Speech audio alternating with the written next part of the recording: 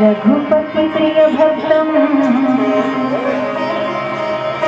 वाक्जातं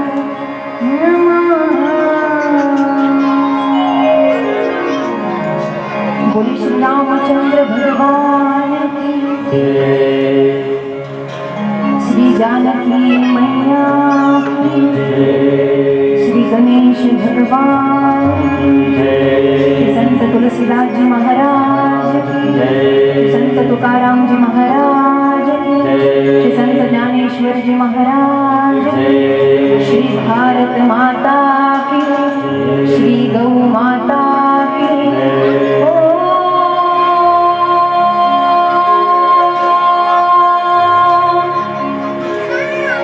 नमः पार्वती पतये हर हर महादेव।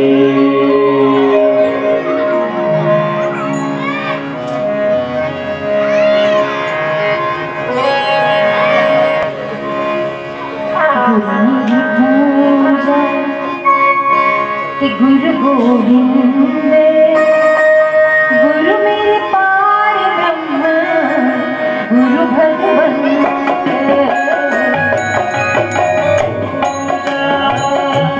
गुरु गोविंद गुरु मेरे पार ब्रह्म गुरु भगवंत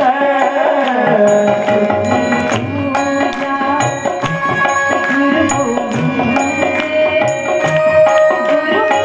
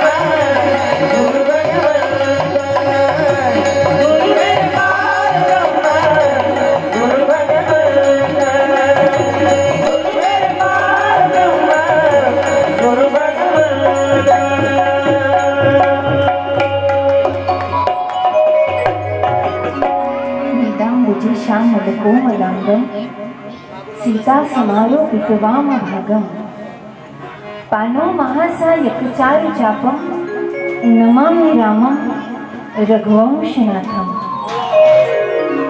आइए हनुमंत विराजिए, कथा करूं मति अनुसार, प्रेम सहित गद्दी धरूं, पधारिए पवन कुमार, पधारिए अंजनी कुमार।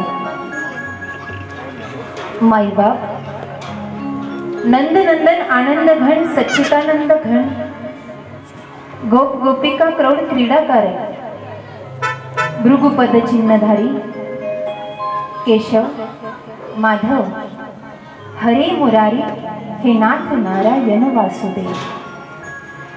आनंदमयी राम, प्रेममयी राम, नंद नंदन राम, कौसल्या पुत्र राम, अयोध्या कुलभूषण राम, सूर्यवंशी राम, पर्व मांगल्य राम, दिन आनंद राम, प्रभात राम, सायं राम। भारत ही संतांची भूमी आहे मायबाप, आणि या संतांच्या भूमीमध्ये वारकरी संप्रदायाचा वसा आणि वारसा जपणारे आपण सर्व, म्हणून माईबाप संतांना वंदन करूया आणि कथेला प्रारंभ करूया। सर्वांनी प्रेमाने टाळी वाजवायची, उशीर झाला।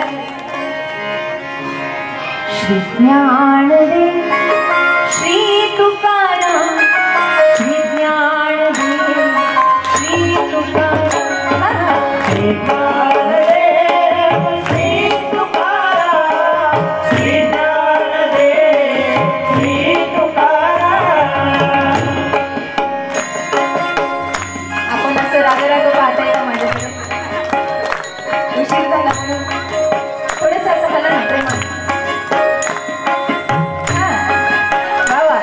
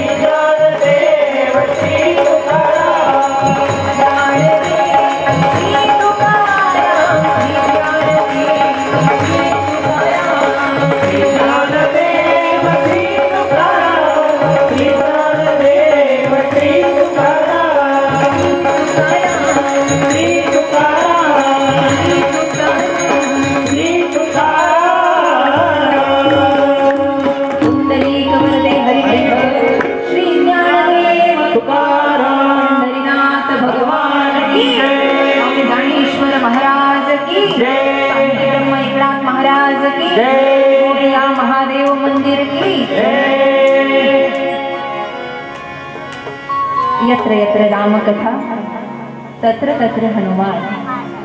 माईबाप, आज कथेचा प्रथम दिन आहे। महाराज आपण बसा।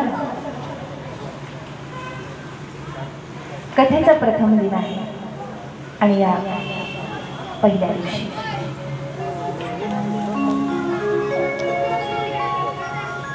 आनंद विभोर भगवंताचं कृपाछत्र आपल्यावर आहे। भगवंताच्या कृपा आशीर्वादाने, गुरुदेवांच्या कृपा आशीर्वादाने, परंबा भगवतीच्या कृपा आशीर्वादाने या प्रांगणामध्ये आपण सर्व एकत्रित आहोत। जीवनामध्ये आनंद देणारा परमात्मा आहे माईबाप, आणि तो आनंद उपभोगण्यासाठी श्री रामचरित्र मानस कथा या कथेचा आपण अभ्यास करणार आहोत 7 दिवस पर्यंत। ही कथा रामचंद्रांचीच नसून ही आपली पण कथा आहे। या कथेमध्ये आपल्याला स्वतःला बघायचंय की आपण कोण आहोत, आपण कोण आहोत।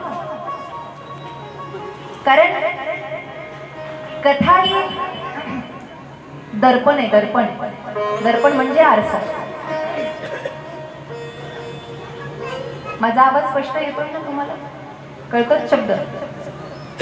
वडीलधारी मंडळी कळतात ना?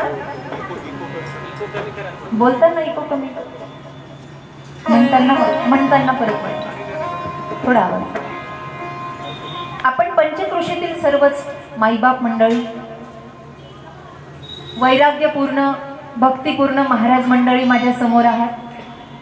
आपलं स्वागत आहे। भक्तिमती माता आहेत, व्यासमंचावर सुशोभित माझी भवंड आहे, समोर माझा देव आहे, आणि त्या देवाला स्मरण करून आजचा शुभ दिन म्हणजे रामचरित्र मानसचा प्रथम दिन आपण प्रारंभ करत आहोत। पहिल्या दिवशी भारतीय ऋषींची परंपरा अशी आहे की ग्रंथाचं महात्म्य सांगावं आणि ग्रंथ कुणी लिहिला त्याचंही महात्म्य सांगावं। संत चरित्र आणि ग्रंथ महात्म्य। कारण बऱ्याचदा असं होतं आपण साधारण पुस्तकं वाचतो, पण ते पुस्तक कुणी लिहिलं माहित नसतं। ग्रंथ माहिती आहे पण कुणी लिहिला, का लिहिला, घडला कसा, आपल्याला त्याबद्दल ज्ञान ठाऊक नसतं आणि त्याचा दोष वक्त्याला लागतो। म्हणून वक्त्याची ही जबाबदारी आहे की पहिल्याच दिवशी परिचय करून द्यावा की ग्रंथ काय आहे, ग्रंथ का लिहिला, कुणी लिहिला, एवढं मोठं संत चरित्र घडलं ते का घडलं हे शास्त्राप्रमाणे प्रथम दिनी सांगावं। म्हणून शुभ प्रसंगांना या कथेला आपण प्रारंभ करत आहोत। सर्वप्रथम हा ग्रंथ ज्यांनी लिहिला त्यांचं महात्म्य ऐकूया। भारतीय परंपरा ही संतांची परंपरा आहे माईबाप, म्हणून भारताला संतांचा देश म्हटले गेलेले, महाराष्ट्राला संतांचं राज्य म्हटले गेलेलं आहे। सर्वांच्या पाठात आहे, पवित्र ते कुळ पावन तो देश, जेथे हरीचे दास जन्म घेतले। भारतामध्ये लोकांना खायला नसू द्या, घालायला कपडे नसू द्या, तरी उंच मान करून आपण सांगू शकतो अरे आमच्या देशात देव आला, आणि आला नाही तर आणला।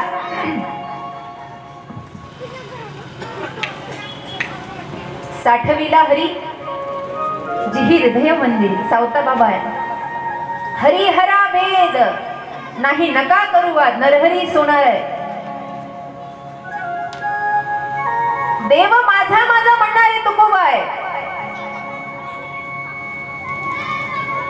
ओळंगा सारंग धरू म्हणणारे माऊली आहे। ही संत मंडळी आहेत आपल्या भारतातली, आपल्या महाराष्ट्रातली। तसेच वैष्णव संप्रदायातील एक महान संत विभूती होऊन गेले, ज्यांचं नाव आहे गोस्वामी तुलसीदासजी, की ज्यांचं आजच्या दिवशी आपण चरित्र ऐकणार आहोत की तुलसीदास हे कोण होते। कारण तुलसी रामायण पण या रामायणाचं नाव आहे, आणि रामचरित्र मानसही ही नावं का पडली याचंही आपण उलगडा करणार आहोत, याचंही चरित्र बघणार आहोत। पण सर्वप्रथम तुलसीदासजी कोण आहेत? कृपया लहान मुलांना शांत बस। तुलसीदासजी कोण आहे?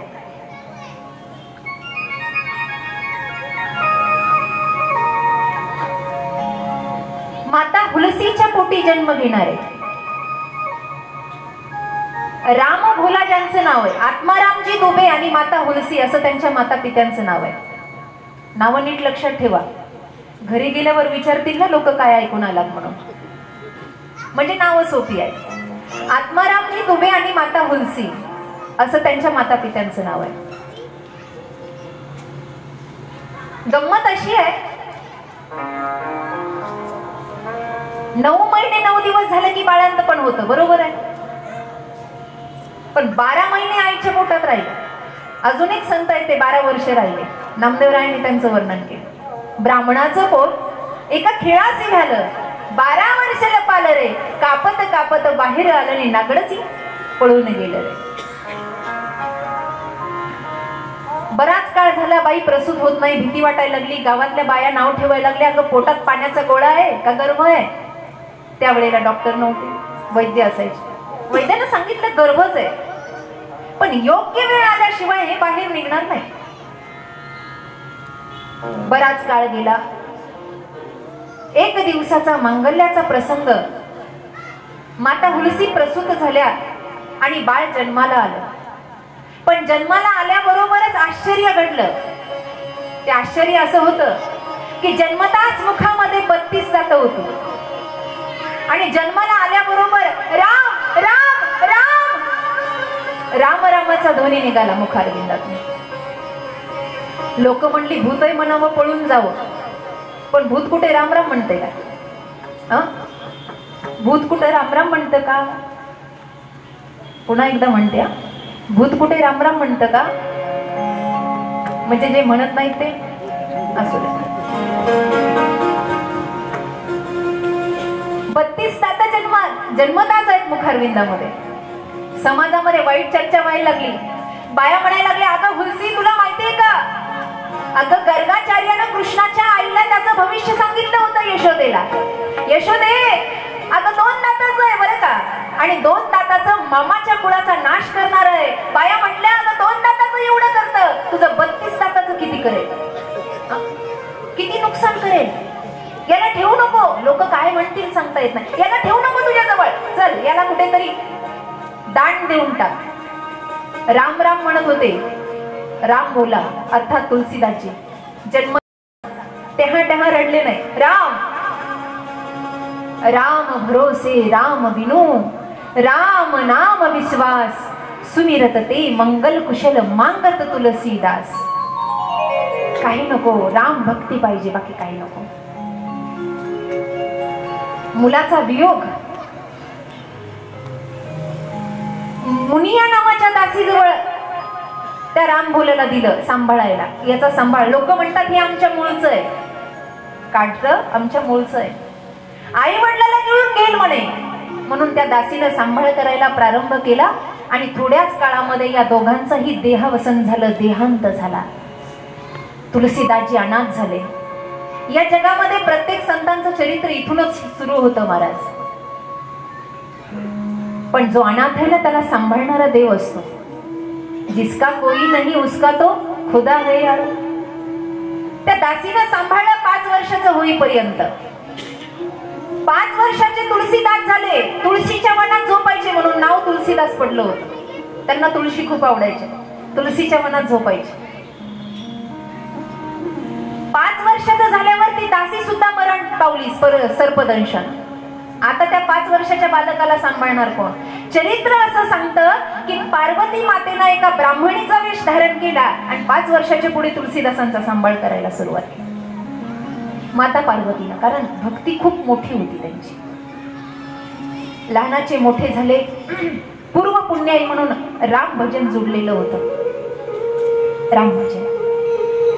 त्या बाबांना बसायला खुर्ची द्या, तुम्ही खुर्चीवर बसा बाबा, मागे तुम्हाला बसायला त्रास होतो. कोणीतरी तरुणांनी त्यांना बसायला खुर्ची द्या मागे. ऐका, तुम्ही लक्ष द्या माझ्याकडे, माझं सर्वांवर लक्ष असतं, लक्ष द्या माझ्याकडे. दासी मेली, पार्वती मातेनं सांभाळलं. लहानाचे मोठे झाले. मोठे झाल्यानंतर राम भक्ती जडलेली होती. शेष सनातनजी महाराजांच्या आश्रमामध्ये गेले, राम साधना करायला लागले. तरुण वयामध्ये आल्यानंतर गुरुला चिंता लागली, अरे याचा विवाह करून द्यावा. एक नगरसेठ आले होते आश्रमामध्ये आणि त्यांना एकुलती एक मुलगी होती, तिचं नाव होतं रत्नावली. रत्नावली नामक कन्येसाठी पत्रिका जुळवण्यासाठी सेठ आला होता की माझ्या मुलीची पत्रिका बघा, हिचं जमत नाही. फार सुंदर होती दिसायला रत्नावली, राणी रत्नावली. गुरुजींनी पत्रिका पाहिली नाही. ते म्हणले तुला जो स्थळ पाहिजे, तुला जो मुलगा पाहिजे तो माझ्याच आश्रमात आहे. माझ्या तुलसी सोबत तुझ्या मुलीचा विवाह करून दे, तिचं कल्याण होईल. एवढा मोठा नगरसेठ आणि तुलसीदासजी, काय होतं तुलसीदासांकडे, पण रूपापेक्षा गुण पाहिले आणि विवाह जुळून दिला आणि पाणी ग्रहण झालं. बायको घरात येईपर्यंत राम भजन चांगलं चाललं होतं.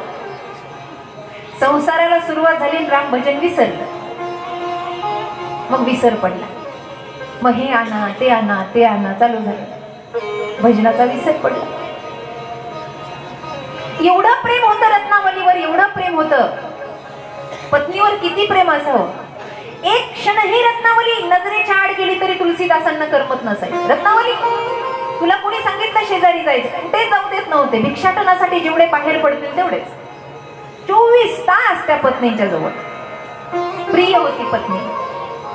शेवटी रत्नावली सुद्धा एक अभ्यासू होती, एक पवित्र होती, एक साधना करणारी होती, सद्वानारी होती. तिच्या मनात आलं माझे पती एवढे विद्वान होते म्हणून गुरुजींनी विवाह करून दिला आणि मी यांच्या जीवनात आल्यापासून यांचं भजनच नाही. मी काहीतरी केलं पाहिजे. म्हणून एक दिवस तुलसीदासजी भिक्षाटनाला गेलेले असताना राखी पौर्णिमेचा दिवस होता आणि माता रत्नावली आपल्या माहेरी न सांगताच निघून गेल्या. घराला कुलूप लावलं. भिक्षाटनावरून आले, लक्षपूर्वक ऐका. आणि आल्याबरोबर त्यांनी पाहिलं घराला ताळा आहे. अरे माझी पत्नी कुठे? शेजारी पाजारी लागले विचारायला. बायांनी सांगितलं. हसायला लागल्या बाया तोंडाला पदर लावून. काय बुवा आहे बाई, एक दिवस बायकोला पत्नीला माहेरी जाऊ देत नाही म्हणे. अहो राखी पौर्णिमा आहे, ती माहेरी गेली आहे. राहवलं नाही. मध्ये नदी होती, पलीकडे सासर आणि सासरवाडी आणि अलीकडे यांचं गाव. मध्ये नदी होती. विचार करत होते आता जाऊ का नको, तिला आणायला गेलं पाहिजे. बस झाली असेल राखी बांधून, आता किती वेळ राहते माहेरी, आता आणलं पाहिजे. विचार करता करता करता रात्र झाली आणि नदीला पूर आला. ऐका, नदीला पूर आला. लक्षपूर्वक ऐका. तुलसीदासजी त्या नदीच्या किनाऱ्यावर उभा राहिले. जाऊ कसं, एवढा पूर आलाय, मला तर तिला आणायला जायचंय. नदीवर काहीतरी वाहत येताना दिसलं. कशाचाच विचार न करता तुलसीदासजी त्याच्यावर बसले. पाहिलंच नाही. पत्नीच्या मोहामध्ये आणि या तीरावरून त्या तीरावर पार झाले. लक्ष द्या माझ्या. त्या तीरावर पोहोचल्यानंतर महल होता राजाचा. ती राजाची मुलगी होती, नगरसेठची मुलगी होती. समोरच्या दरवाजाने जावं तर सासरवाडीतली लोक हसतील ना, काय बुवा जावायला एक दिवसही दम पडला नाही. म्हणून मागच्या दाराने गेले. पण मागच्या भिंती एवढ्या मोठ्या उंच उंच होत्या राजवाड्याच्या. जायचं कसं, पाहत बसले भिंतीवर चढायचं कसं. त्याच वेळेला काहीतरी लटकलेलं दिसलं. रत्नावलीला ठाऊक आहे मी येणारे म्हणूनच तिने दोर सोडला असेल आणि दोर समजून त्याला आधार धरला आणि त्या लटकणाऱ्या वस्तूला लटकून तिच्या कक्षामध्ये प्रवेश केला. मध्यरात्र झालेली होती. कशाचा आवाज आला? खिडकीतून उडी टाकली, दचकली. बिछाण्यावर उठून रत्नावलीने विचारलं, अरे तुम्ही? अहो एवढी रात्र झाली, मध्यरात्र आहे. मला व्यापाऱ्यांनी सांगितलं नदीला पूर आला म्हणून मी आले नाही. पण तुम्ही कसे आलात? एवढ्या रात्री तर नावही नाही. बरं आलात तर आलात, मागच्या दाराने आलात. एवढी मोठी भिंत तुम्ही चढलात कसे? आता उत्तर नीट ऐका. कुणी आलं गेलं तुम्ही लक्ष देऊ नका, सर्व बघा माझ्याकडे, मला विक्षेप होतो. उत्तर दिलं, तू नाही का ती लाकडाची फळी नदीवर पाठवली होती, त्याच्यावर बसून आलो. आणि नाही का तो लटकणारा ते दोर मला सोडला होता कक्षामधून खाली, त्याला लटकून आलो. रत्नावली विचार करायला लागली, मी ना लाकडाची फळी पाठवली, न लटकणारा दोर सोडलाय. प्रत्यक्ष आपणच जाऊन बघावं ते काय आहे. म्हणून ती कक्षाच्या खाली उतरली. मागच्या द्वाराला गेली तर लटकणारा दोर नव्हता, नाग होता. नाग.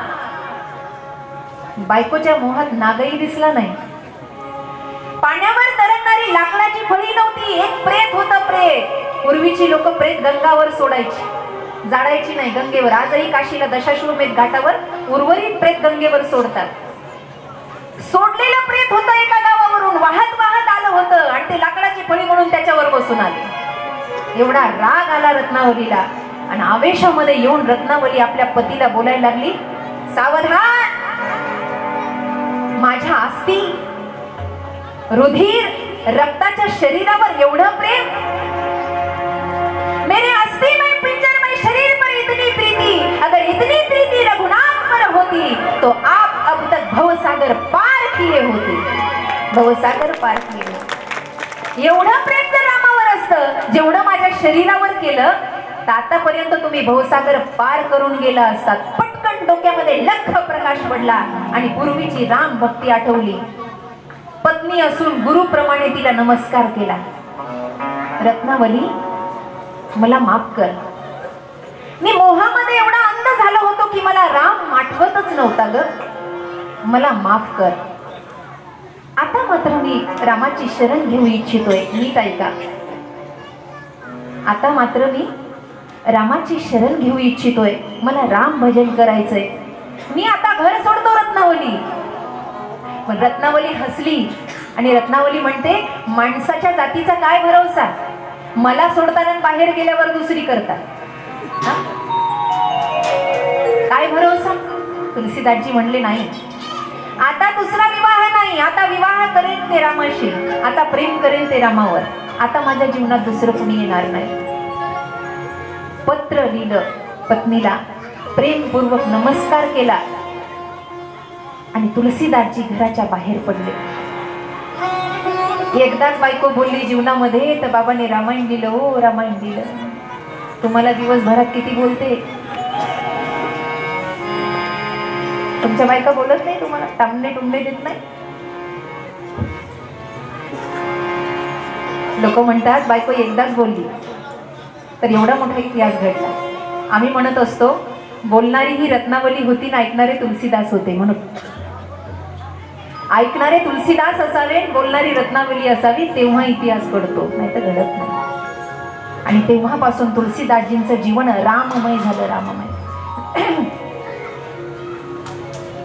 रामायण लिहावं असं मनामध्ये आलं. गावागावामध्ये छोट्या छोट्या गावात कथा करायला लागली. ऐका, हे चरित्र आहे.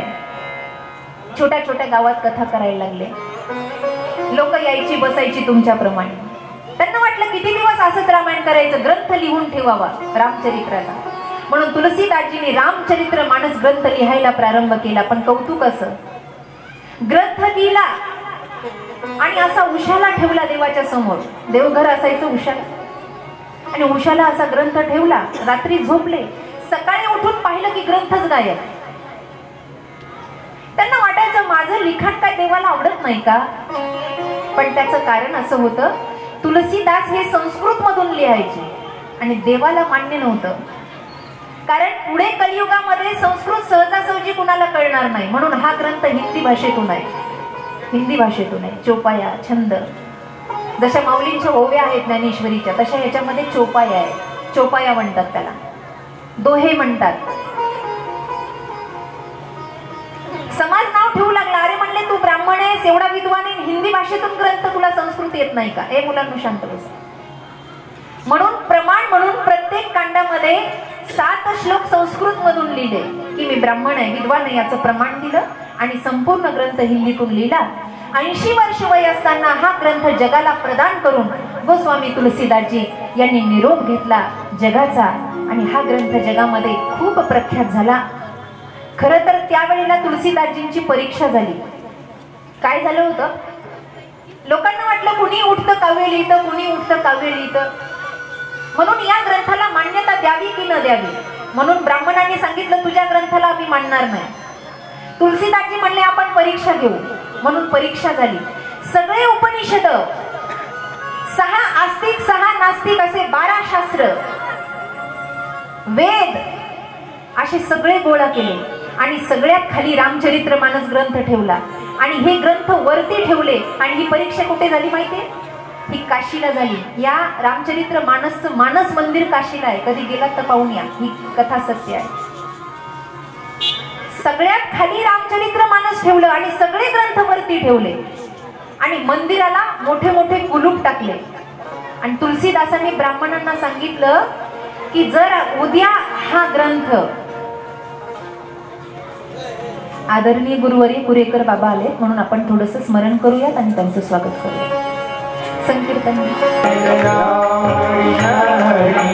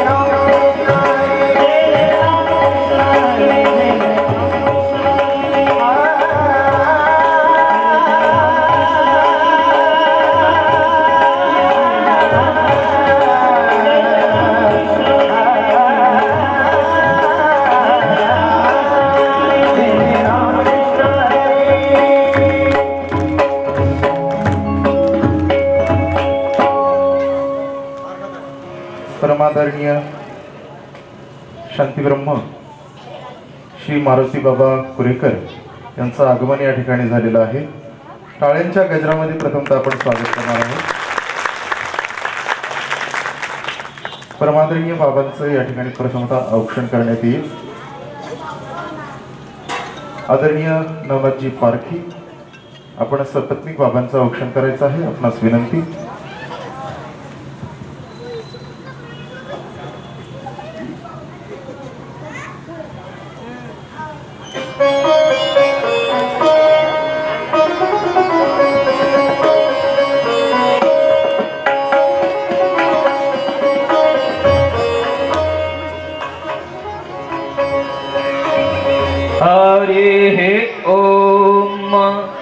स्वस्ति न इन्द्रो वृद्धसर्वाः स्वस्ति नः पूषा विश्ववेदाः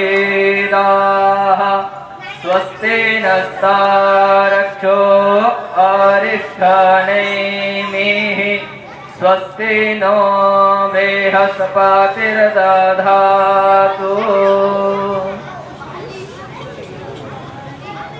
यत्र यत्र रघुनाथ कीर्तनम तत्र तत्र कृतमस्तकांजलि बाष्पवारी परिपूर्ण लोचनम नमत मारुती राक्षसांतकम। जिथं जिथं भगवान मर्यादा पुरुषोत्तम श्री राम प्रभूंची कथा चालते त्या त्या ठिकाणी परमादरणीय दिदींनी देखील सांगितलं की तिथं हनुमंतरायाचं येणं होतं आणि आज या कथेला प्रत्यक्ष श्री मारुती बाबांचं येणं झालं की आपणा सर्वांचं भाग्य आहे। आपला अमूल्य असा वेळ देऊन बाबांनी या ठिकाणी आम्हाला पुण्यपावन दर्शन दिलं। आदरणीय नवनाथ भाऊ पारखी मित्र परिवाराच्या वतीने मान ग्रामस्थांच्या वतीने मी त्यांच्या चरणी दंडवत या ठिकाणी व्यक्त करतो। आदरणीय नवनाथजी पारखी यांचा 26 डिसेंबरमध्ये या रोजी जन्मदिन आहे, त्या निमित्ताची ही कथा आहे।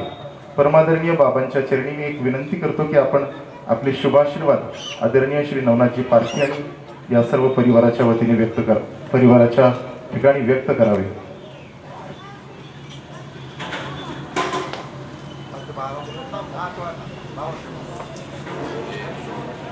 मंगलम भगवान विष्णु मंगलम गरुड़ध्वज मंगलम पुंडरीकाक्ष मंगलाय गणपती। पुण्यभूमी मान अशा या पुण्यभूमीमध्ये आपल्याला मंगलमय अनेक कार्यक्रम साजरा होत आहे। त्यावेळी इथे आल्यानंतर इथलं जे मंगलमय वातावरण पाहिल्यानंतर गणपतीचं दर्शन झालेलं आहे। त्याचप्रमाणे आणि भगवान शंकराच्या मूर्तीचे सुद्धा दर्शन झालेलं आहे। फार आनंदाची गोष्ट आहे। तेव्हा आज गणपती महाराजांचा अनेक उत्सव असल्यामुळे इथे आजचा जो काही प्रसंग आहे त्या प्रसंगाला अनुसरून उचित आमचे सुद्धा भाग्य आहे की अशा या प्रसंगाला येण्याचा योग आला आणि आपल्या सगळ्या गणपती भक्ताचं भगवान शंकराच्या भक्ताचं दर्शन आम्हाला घडलं। हे आमची मागच्या जन्माची पुण्याई असली पाहिजे। त्या पुण्याईशिवाय हा लाभ प्राप्त होऊ शकत नाही। तेव्हा हा ज्याच्या प्रत्यर्थ आजचा हा कार्यक्रम आहे तेव्हा त्यांचा वाढदिवस असल्यामुळे असंच आणि त्यांच्या जीवनामध्ये जे काही चांगलं कार्य होत असतं ते कार्य करण्याकरता आणि आयुष्य असावं लागतं, आरोग्य असावं लागत असतं, चांगले सहकार्य कार्य करण्याकरता सहमित्र असावे लागत असतात। कोणताही मंगल कार्य होण्याकरता ईश्वरी प्रसाद असावा लागतो, गुरुप्रसाद असावा लागतो। या सर्वांचा योग आजचा त्यांचा वाढदिवस आहे असे त्यांना प्राप्त व्हावा आणि असेच नावही आहे नवनाथ म्हणजे आपल्या याच्यामध्ये शंकराचार्य नवनाथ आहेत की आमच्या ज्ञानेश्वर महाराजांच्या आदिनाथ गुरु सगळं सिद्धांत मच्छिंद्र दयाचा मुख्य मच्छिंद्र आणि बोल ही आमची ज्ञानेश्वर महाराजांची परंपरा जी आहे। वारकरी संप्रदायामध्ये जर आम्ही म्हणत असलो तरी पण मुळामध्ये नवनाथाचीच म्हणली जाते। खरे ज्ञानेश्वर महाराज ज्ञाननाथ म्हणूनच ओळखले जात असतात, निवृत्तीनाथ। तेव्हा हा जो नाथ संप्रदाय पूर्वीपासूनच चालत आला आहे तेव्हा नवनाथ पालखी म्हणून त्यांचं जेवढं अभिष्ट चिंतन आणि व्हावं तेवढ्याकरता आपण सर्वजण उपस्थित असलेली मान्यवर मंडळी या ठिकाणी जमलेली आहे. आपण सर्वजण त्यांच्या कार्याला चांगल्या प्रकारे शुभेच्छा देऊन त्यांना आरोग्य ऐश्वर जे जे काही चांगले लाभ आहे ते सगळे लाभ प्राप्त व्हावे, अनिष्टापासून त्यांची निवृत्ती व्हावी आणि उत्तरोत्तर त्यांच्या जीवनामध्ये असेच जनहिताचे कार्यक्रम मोठ्या आनंदामध्ये पार पडावे अशी भगवान शंकराच्या चरणी गणपती महाराजांच्या चरणी कारण सर्व विघ्नाची एक तस्मै गणाधिपती नमः. गणपतीच्या स्तोत्रामध्ये सर्व शीर्षामध्ये तम ब्रह्मासी तम सर्व असांख्ये कर्तासी धर्तासी तम आत्मासी नित्यम सर्व खलिदम ब्रह्मासी. तेव्हा पाहिवा आमचं रक्षण करा असं गणपती महाराजांना अथर्व शीर्षामध्ये आणि वर्णन केलेलं आहे. त्यांचा आशीर्वाद आपल्याला प्राप्त व्हावा अशा रीतीने सर्व प्रकारे मंगल व्हावं. त्यांचं मंगल म्हणून ज्यांची आणखी कीर्ती आहे तेव्हा कोणत्याही मंगलामध्ये पहिलं नाव जर कोणाचं असेल तर गणपती महाराजांचं आहे. तेव्हा असाच गणपती महाराजांचा आशीर्वाद नवनाथ रत्नपालखी महाराजांना प्राप्त व्हावा अशी गणपती महाराजांच्या चरणी, भगवान शंकराच्या चरणी, पांडुरंगाच्या चरणी, ज्ञानोबराच्या चरणी प्रार्थना करतो. शुभम भवतु कल्याण.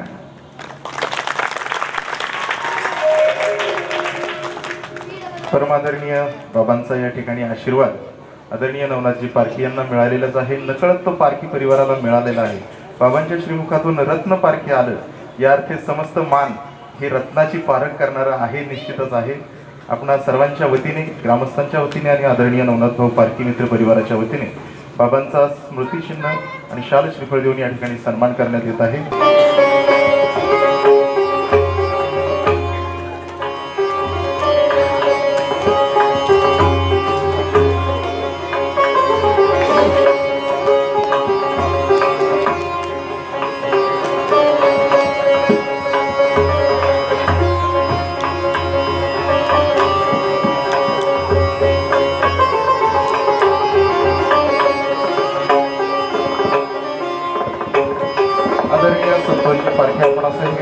आपणही व्यासपीठावर यायचं आहे. भगवंताच्या सुंदर आपणास विनंती.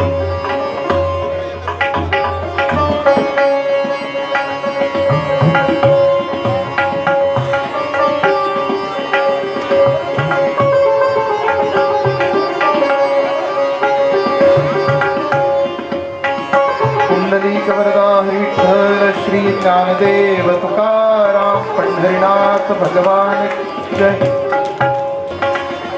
उपस्थित सर्व श्रोतृवृंदांना एक विनंती आहे, कृपया बाबांना जाताना कोणीही त्रास देऊ नये. दुरून दर्शन घ्यावं. दर्शनी प्रशस्ती पुण्यपुरुषा दुरूनही दर्शन घेतलं तरी आपणास ते दर्शन लाभदायक निश्चितच राहील. बाबांचं वय झालेलं आहे. कृपया कोणी चरण स्पर्श करू नये. दुरून दर्शन घ्यावं. यानंतर आपण पुन्हा श्रीराम प्रभूंच्या कथेमध्ये परमादरणीय वैष्णवी दिदी सरस्वती यांच्या कथेमध्ये आपण रमणार आहोत. आदरणीय बाबा या ठिकाणी आले आहेत. त्यांचा अमूल्य असा वेळ आपणाला दिला आणि त्याबद्दल नवनाथ भाऊ पारखी मित्र परिवार, मान ग्रामस्थ सर्वांच्या वतीने बाबांच्या चरणी पुनश्च एकदा धन्यवाद. परमादरणीय सीताराम बाबांना देखील धन्यवाद. रामकृष्ण हरी.